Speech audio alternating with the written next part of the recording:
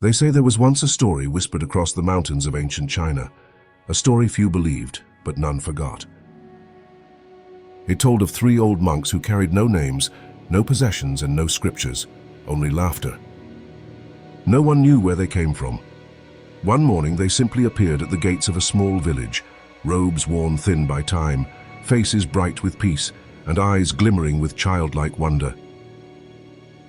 They walked to the center of the marketplace, stood silently for a moment, and then began to laugh.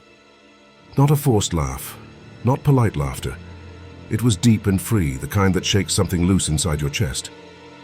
At first people just stared. Some smiled shyly, unsure what to make of it, but laughter has a magic of its own. It spreads before anyone can stop it. A merchant dropped his scales. A farmer leaned on his shovel. Children started giggling, their joy echoing through the air. Within minutes, the entire square erupted in laughter. And when the last person joined in, the three monks smiled wider, turned, and walked away. They left behind a town changed forever. No one had seen them preach. No one had heard them speak, yet everyone understood their message. In every village they entered, the same thing happened. Confusion first, laughter next, peace afterward. People began calling them the Three Laughing Monks. Some said they had discovered a secret, some divine joke hidden within the heart of life. But the monks never explained. They just laughed and kept moving. Years passed, and their presence became a blessing wherever they went.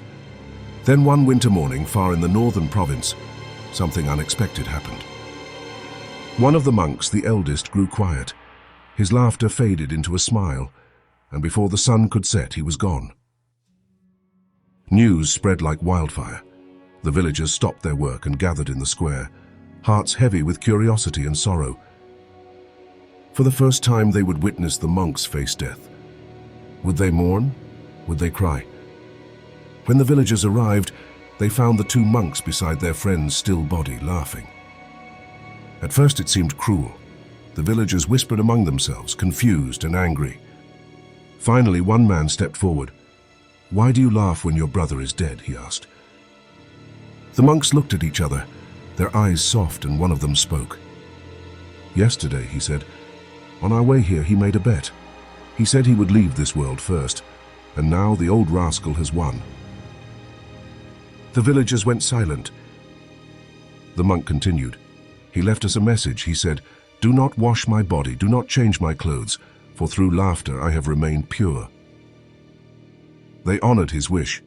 The funeral pyre was built, and the old monk's body was placed upon it, robes and all. As the flames rose, something miraculous happened. The fire cracked, then burst into a cascade of colors, reds, blues, greens, and golds, shooting in every direction like fireworks.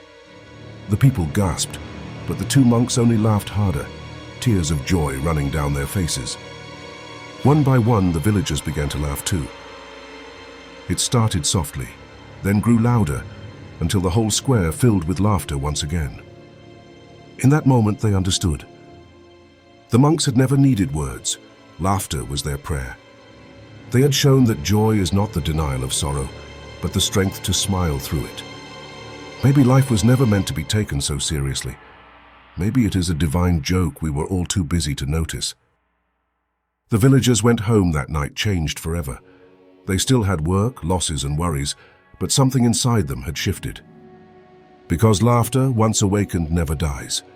It lingers like light after sunset. And maybe that is why those three monks came, not to teach, but to remind. To remind us that even in our darkest moments, joy is still possible. So next time life feels too heavy, when everything seems to fall apart, take a breath. Stand before the mirror, look yourself in the eyes. And laugh, not to escape your pain, but to rise above it. Because joy is not the absence of sorrow, it is the courage to smile anyway. So laugh like those monks who carried no names, no possessions, only peace. And when your laughter echoes through the world, remember this. It might be the prayer someone else has been waiting for. If this story touched your heart, share your smile. Leave a comment, spread a laugh, and keep the light alive. Because maybe that is what we are all here for.